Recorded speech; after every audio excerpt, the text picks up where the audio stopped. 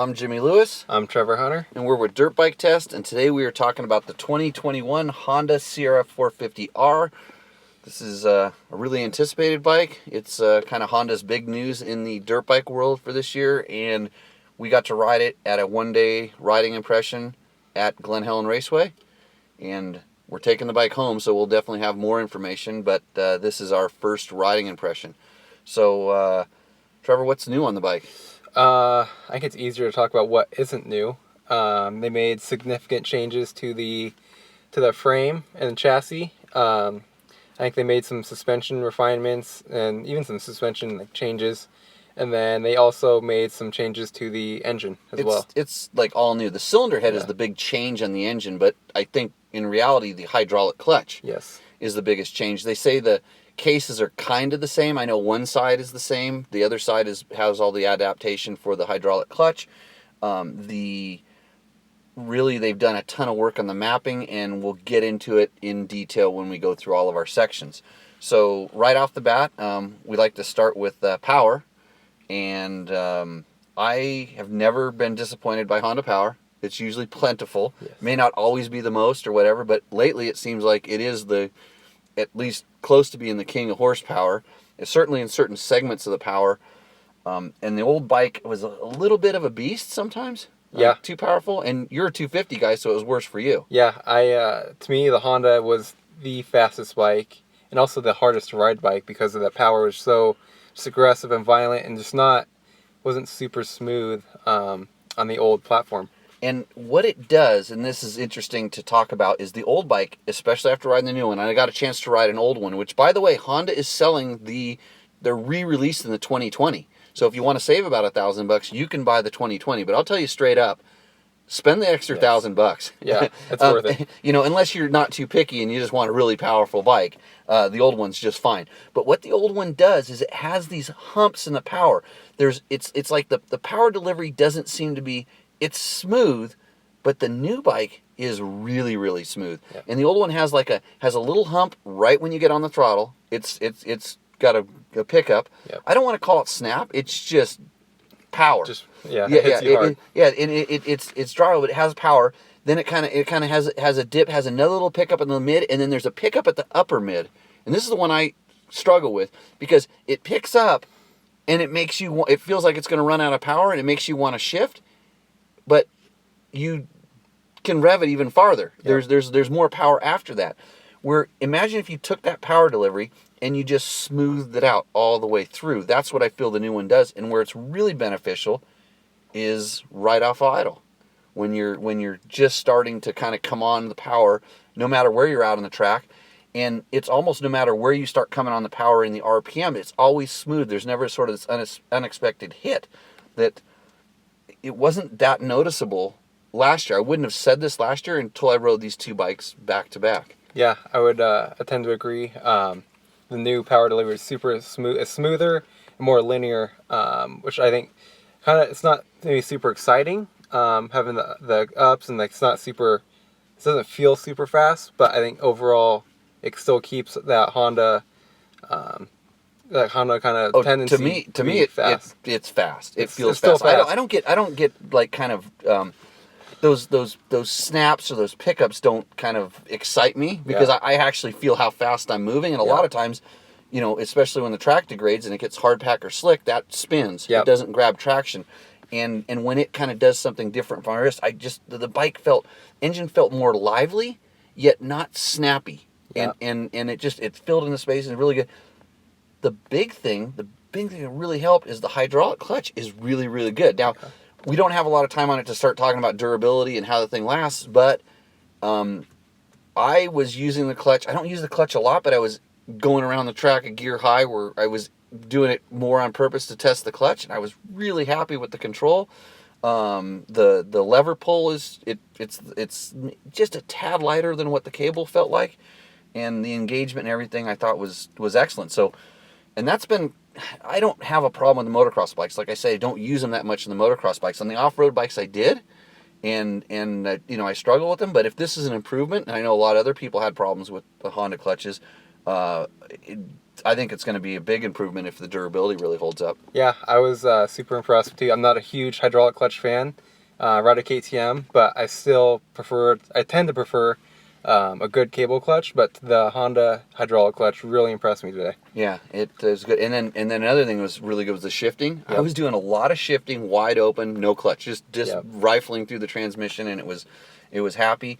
I think gear ratios seemed like they were good, but there is one problem with the power delivery. I noticed, and I think a lot of other people did too, and you mentioned it also. Yep. There's like a little hiccup right off the bottom. Yep. So at low RPM, kind of bigger throttle openings, and we couldn't tell whether it was rich or lean. It has this little pop, and it's like bad jetting. Yep. And it was noticeable, and that's something that we're going to work on fixing. And then I also played around a lot with the modes, and I found myself very happy riding around in the aggressive mode. And the stock mode is good. The mode number 2, which is the mellow one, I didn't care for it. I didn't see any reason for it, in all honesty. So, and the reason I like the aggressive mode is that I'm a little bit heavier. I'm about 20 pounds heavier than I used to be, and that weight actually mellows the power out enough to where the aggressive mode isn't as aggressive, and it allows me to ride a gear high. I'm finding this on all the bikes. Yep. It allows me to ride a gear high and pull out of the turn without having to use as much clutch, where if I'm in the standard mode, I have to clutch it a little bit, or I need to be a gear lower. And that's why I'm not using the aggressive mode to, quote, get a more aggressive power. I'm using it to pull me out of the turn a little bit better. Yeah, I tend to agree with you there. Even though I'm at 40, 50 pounds lighter, I feel like when I ride the aggressive mode, you got to ride it, you got to respect it a little more, ride it more like a 450, where I ride a gear high, try to be smoother on the throttle, smoother with my lines, whereas Mode 1 actually preferred, at least today, traction was really good, but I preferred Mode 1, and I kind of rode it almost like a 250F. I tried to ride it a little more aggressive, and I wasn't kind of revving it more than torquing yes, it. Yeah. Yes. And that's the other thing. The bike is, like I said, the engine's more lively. Yep. It's just freer. Felt like a little bit, well, it definitely was a little bit less compression braking. And if you decide to ride it like a 250, where the old Honda did not like that. No, you couldn't do it. It was almost too powerful to do it in a lot of spots, or it felt like it. Yep. Where this one, it's a little more like the KTM and the Husky, where you can ride them a little bit more like a 250F or a 350. Yep. That kind of power and stuff. So overall, I think they did a pretty good job. And we'll talk about how this ties into the whole package, because I think that's pretty critical. On to the suspension. Yep. Where were you on that? Overall, I was really impressed. I'm kind of on the lighter side, being at like 160 pounds. So 450s in general have always been a little stiffer for me.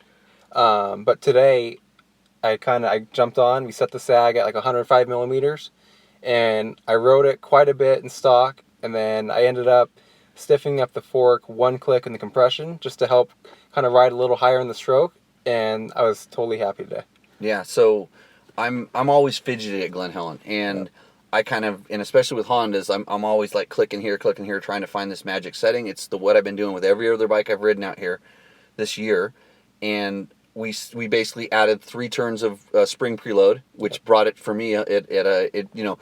It was like 100, 101, which meant it was 105 to 107 when it was cool, depending when you set the sag. The recommended was kind of 107 today, they said, and so. Difference between us is 3 turns of spring preload. I hopped on that bike. I didn't want to touch the suspension. It's so strange. I mean, I'm like, wow, it's really happy. And the first thing that came to my head is like, because I saw the show guys there. I'm like, is this Kayaba stuff? Yeah. And that's a compliment. That's not a slam. And what the Showa stuff felt like to me is they got this initial bump compliance that they haven't had. Now, granted, Glen Helen was not its normal brutal, especially late in the afternoon stuff. So it was great today. Yeah. But it got choppy. I stayed out longer than anybody and was hitting bumps on purpose to feel it. But the initial bump compliance is really good. It still had that excellent control that Showa always has, but it might have been just like tapered off just a little bit, so not being so stiff. And really good bottom users. I did not bottom this bike once today, and there were some cupped things in the bottoms of landings, and that's usually a bit of an issue. So, kudos to them for getting that feel. And I asked the Showa guys, and I didn't want to be mean, but I said, hey, it felt like Kayama stuff, which is, and maybe, I don't, who knows if that's a direction, or I'm sure it's a target, because everybody talks about how good, Yamaha suspension is. So, this setting, like I said, didn't even click it. Yeah, no, I was super impressed. Typically I'm not a 450 guy, and the suspension I could never get set up, but today it worked really good right out of the box. Yeah. And now we're going to roll into the handling. This is where I think this is the key to it. So their big push on this, they've gone from, what was their old one, like Ultimate Hole Shot or something like that. Something like that. They've gone past the start straightaway now. They've gotten off of that, and now they're into the turning. They're really pumping the turning character of this bike. The first thing I noticed when I hopped this bike was the light feel. It felt light to me, and I have this elephant brain remembering every bike that I've ridden, and I'm going, wow, this thing feels really light. Like, and you even kind of said 350. Yeah, almost. Yeah, it feels like a 350. Yeah, almost. You had this, and the KTMs are always the really light feeling bikes. It's a good target to be looking at in that direction. So I go, it's really light, and then I'm trying to figure out where is it better and different. And lucky I rode the old bike, because we talked a little bit about in the steering feel, the weight feel in the bars is the same, 20 to 21. But it's that foot peg feel. It's that steering through the foot pegs, kind of the side to side, and the way the rear end of the bike feels. Like if you're going to go off a jump and you're going to kick the rear end out. I don't do that, but if you were to kick it out, I did a little bit just for shits and giggles. It's a lighter feel. It just, the bike is more nimble, and with the easier to control power and the suspension that's a little bit plusher and a little bit more supple. That whole thing, it feels like there's less rigidity in the chassis. Yes. The tuning they've done, it's a slightly longer fork. It's a slightly softer shock, from what I'm told. Just everything they've done has kind of altered the bike, and it's a good package. I think that's the key. It's almost like Honda. They've always had really good individual components. Yes. And it's like somehow it comes together, and it's like, these guys didn't talk. Yeah. To each other, and it's like now it's somehow either they magically work together or they really worked on getting everything to work together. No, it feels like the whole package is designed to work together. Not one guy is trying to get the best for him, but it might throw something else off. Everything works really good together. And I could see if you made a lot of power, if you made this motor jerky or more aggressive, it could upset the rest of the bike. So. And then the clutch adds an element of control. Yep. So that's working towards it. I thought the brakes were just average. Yep. But I agree. Just average is fine. They're not overly strong. The rear wasn't touchy. This is a problem I had on the Kawasaki that kind of, now these bikes are so good, little things can kind of set you off. And it's not that you won't get used to that by riding it a little bit. If you rode the Kawasaki all the time, your foot would learn to be a little gingerly. Yep. Like this bike, it just seems like it has a lot of potential to make a lot of people happy, which is that's the way the old Honda works. Yes. You just hopped on them and they fit like a glove. And it seems like they kind of went off in these different directions that made them a little bit more polar, and this bike feels like it's really kind of centered again. Yeah. So, ergonomics, like the rider triangle didn't change. That felt really good. Yep, felt good to me too. I'm still a little, so I didn't like the little hiccup on the bottom. Yep. I don't like Honda's buttons. I hate it. like the traction control and the modes. Like, give me a button I can just push once and it changes on the fly, please. Yep. I don't care if I only get 2 maps, because I don't even need that second mellow map. Yep. But I want a button that I can do on the fly. The traction control for me was kind of useless, because it only felt like it was working in the first maybe quarter to half a throttle. That's not when I need traction control. Yeah. I need traction control when I've screwed it on a little bit too much, and it it starts up the face of a jump or something or whatever, and I want that to be dialable, not the first quarter of my wrist. Yep. So I think they've kind of missed the boat. We're going to do a little more investigating on that and see if that's something that's alterable through the HRC tuning tool. Same with our little hiccup off the thing.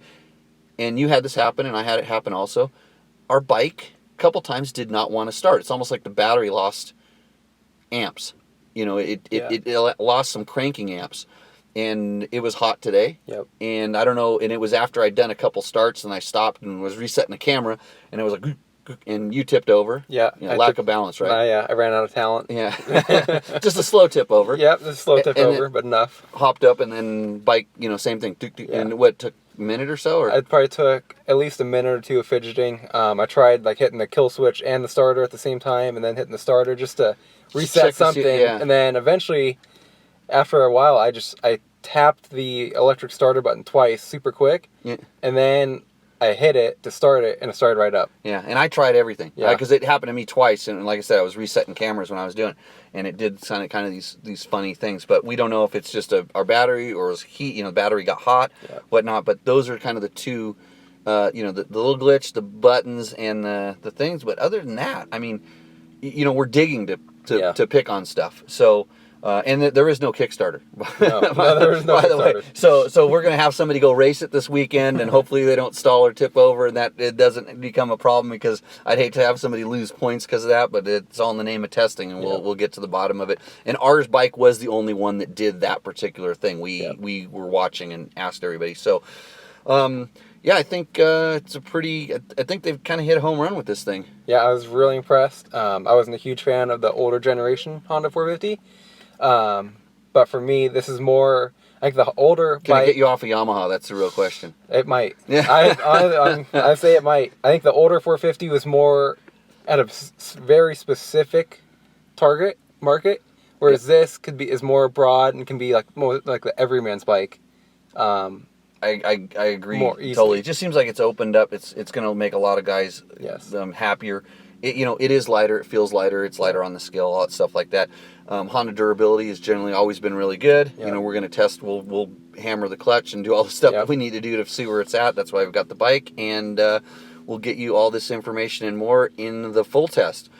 So, if you enjoyed this, share this with a friend. We're trying to give you the best information out there because we take this testing stuff serious. It isn't a hobby for us anymore. So share at dirtbiketest.com on all the social stuff. www.dirtbiketest.com on the webs, and we will see you out at the track or on the trail. So for Trevor Hunter, I'm Jimmy Lewis, and we will talk to you in the short future.